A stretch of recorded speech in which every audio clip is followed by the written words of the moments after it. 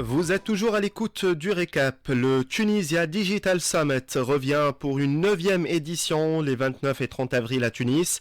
Le thème, digitalisation et rôle social de l'État, bâtir des services publics inclusifs. Pour en parler davantage, nous avons le plaisir de recevoir avec nous par téléphone Monsieur Skandal Haddad, président du comité d'organisation du TDS. Bonjour et bienvenue sur RTCI. Bonjour Zied, bonjour à tous les auditeurs de RTCI. Bonjour, alors le Tunisia Digital Summit qui revient pour sa 9e édition. Pour ceux qui connaissent pas encore, c'est quoi exactement le TDS? À qui s'adresse cet événement et c'est quoi au juste? En fait, le TDS, on est à notre 9e édition, donc déjà 8 ans d'existence, de développement. On a commencé un petit projet afin de parler de tout ce qui est digital. Puis il s'est positionné comme un événement, une conférence professionnelle dédiée à la transformation digitale de la Tunisie. C'est-à-dire, on discute dans cette conférence à travers des conférences, des workshops, des keynotes, des panels, des sujets qui intéressent le pays, qui intéressent les priorités du pays en matière de digitalisation. C'est dans cette perspective qu'on implique énormément le secteur public parce qu'il est chaque année, elle est pratiquement organisée sous l'égide du ministère des Technologies de la Communication en collaboration avec beaucoup de ministères et d'entités du secteur public et privé. Et donc c'est une conférence dédiée à la communauté pour parler sujet de technologie et transformation digitale de la Tunisie. Technologie et autres secteurs, bien évidemment, l'économie, les finances, tout ce qui concerne la digitalisation. Et aujourd'hui et cette année, vous avez choisi un thème, la digitalisation et le rôle social de l'État. Pourquoi ce choix? Qu'est-ce que c'est au juste? Exactement, c'est une question pertinente puisque chaque année à TDS, on choisit une thématique. Et selon quels critères? En fait, selon l'actualité, selon les enjeux de la période actuelle et future. Donc nous, l'année dernière, on a parlé de l'IA et son application dans les secteurs de l'économie. L'année d'avant, on a parlé du digital et de la transition énergétique et écologique. Cette année, on travaille sur un sujet sur lequel le gouvernement, notamment l'État et la présidence de la République travaillent. Donc c'est l'inclusion sociale, c'est le rôle social de l'État. Et on a voulu, avec beaucoup d'experts, discuter comment on peut expliquer que la technologie et le digital, il peut jouer un rôle important dans le rôle social de l'État.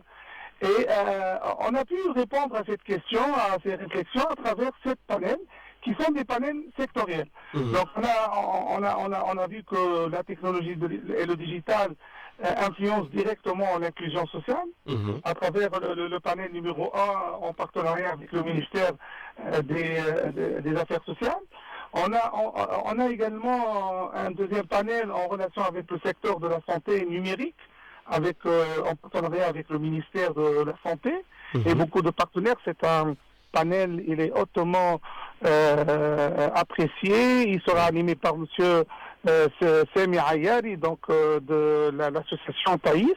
Et également, on a constaté que le secteur de l'éducation et de l'enseignement supérieur sont très touchés à travers la technologie et à travers le digital. Également, on a un 4e panel qui est en relation avec tout ce qui est supply chain et la logistique. Donc la logistique, elle est fortement liée à tout ce qui est anti-corruption, à tout ce qui est facilitation de l'importation et de l'exportation, ce qui impacte la transparence, l'anticorruption, c'est la maîtrise des prix et des niveaux des prix. Également, on a discuté de l'importance du digital dans la décarbonation. Donc moi, je vous dis tout simplement, aujourd'hui, une banque qui se digitalise, c'est-à-dire qui offre des applications mobiles ou sur Internet pour accéder au compte, pour utiliser le compte, pour utiliser une banque digitale. Donc, imaginez l'économie d'argent et d'économie d'énergie que nous allons épargner. Et il y a un 6e panel qui est l'agritech et l'agriculture 4.0 également, elle est directement touchée par la technologie. Et la technologie, elle peut vraiment aider les petits agriculteurs. Et on a travaillé sur un 7e panel qui est également, il sera discuté, c'est sur la cybersécurité, puisque la cybersécurité, c'est une couche transversale qui touche tous les secteurs dont nous avons évoqué maintenant. Très bien. Je reviens sur les panels. Donc, les thèmes, l'agriculture, l'inclusion sociale, la santé, l'éducation et l'enseignement, la logistique, l'environnement et surtout la sécurité, qui sont des points très, très importants. Vous attendez plus de 1500 visiteurs, 80 exposants, plusieurs panels, donc les 7 panels qu'on a cités. Qu'est-ce qu'il ne faut pas surtout pas rater pour cette année? En fait, nous, on va attendre maintenant plus de 1500 puisque nous, on utilise la plateforme Evento pour la gestion des inscrits et la digitalisation des process de participation. Donc, ça peut vraiment, la technologie peut nous aider à anticiper le nombre de participants afin d'améliorer nos services d'accueil et de participation. Il ne faut pas rater les panels, donc il faut voir juste le programme sur tds-conference.tn. Il faut bien analyser et regarder les panels, les panélistes, les intervenants de haut niveau, donc à peu près 80 speakers seront présents pendant les 2 jours. Également, regardez bien un programme des workshops, donc 18 workshops seront animés pendant les 2 jours par 18 experts sur 2 salles. Donc les 3 salles, en fin de compte, vont fonctionner en même temps, en simultané. Et ça, c'est une habitude chez TDS parce que nous, on donne beaucoup d'importance au contenu et aux speakers qui interviennent. Également, il y a des moments très très forts lors du TDS, c'est les rencontres B2B. Donc nous, le 2e jour, on est en train de finaliser à peu près 400 à 500 rendez-vous entre qui. Donc il y a deux types de rencontres. Il y a des rencontres entre 30 startups, à peu près, ou 32 startups, avec une dizaine d'investisseurs startups. C'est la matinée du 2e jour. Et le 2e jour, il y aura également des rencontres B2B entre les exposants et les startups d'un côté et les grands acheteurs de l'autre côté. Donc il y a à peu près entre 40 et 50 DSI, c'est-à-dire des décideurs dans des entreprises publiques et privées, qui vont rencontrer des startups et des exposants afin de collaborer ensemble. Et ça crée énormément de valeur ajoutée parce que c'est un moment très fort attendu par les startups. Parce que les startups, c'est une opportunité pour eux, pour rencontrer des décideurs, collaborer avec eux.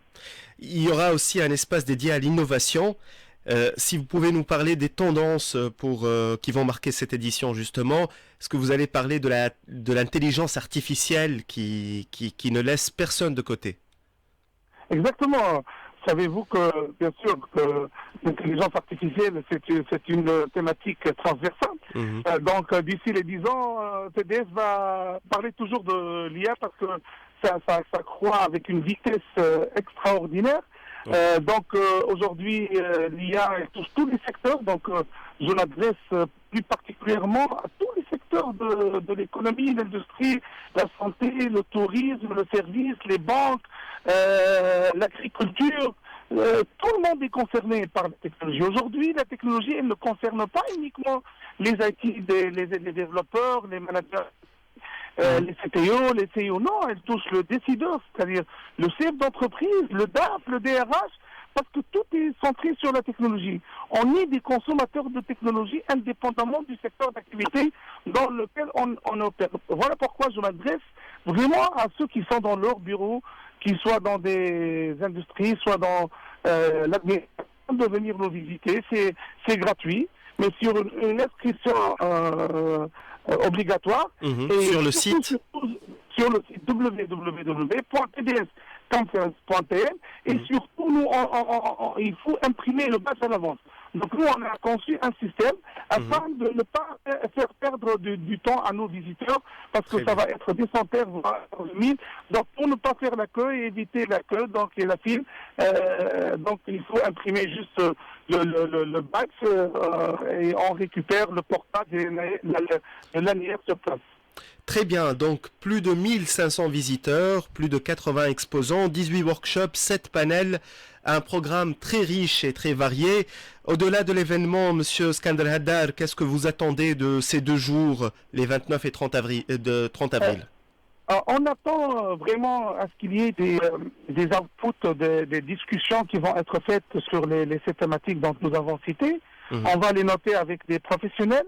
On va établir un rapport afin de le soumettre au ministère des Technologies de la Communication, au ministère, à la présidence du gouvernement, à la présidence de la République, afin de leur informer de ce qui a été expliqué ou discuté par les experts qui sont présents. Et peut-être ça va leur aider à mieux orienter leur stratégie en matière du digital et du rôle social de l'État.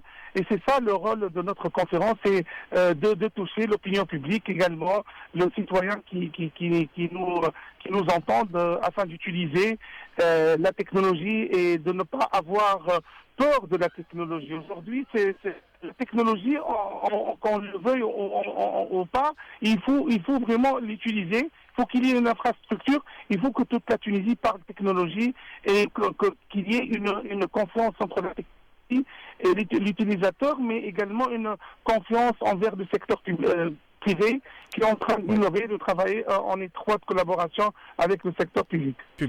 Monsieur Skander Haddar, président du comité d'organisation de Tunisia Digital Summit, merci infiniment pour les informations et à très bientôt.